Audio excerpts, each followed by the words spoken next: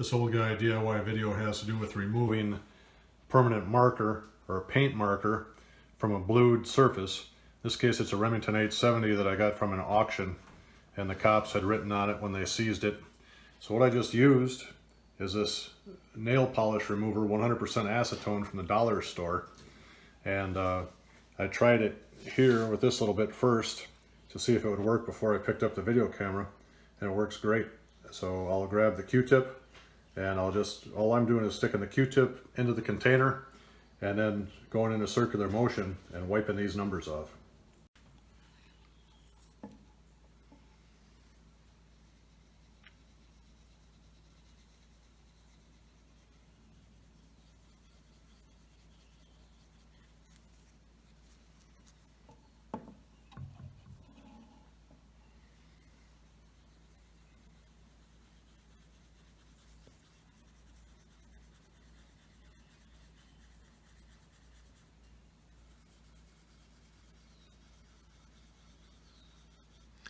Now I'll just take a wet rag and wipe that off and show you what that looks like.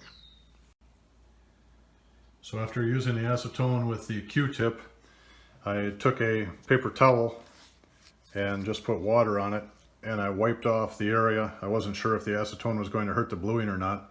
It didn't appear to, but after wiping it with the paper towel, I could see a very faint indication of where those numbers and letters had been.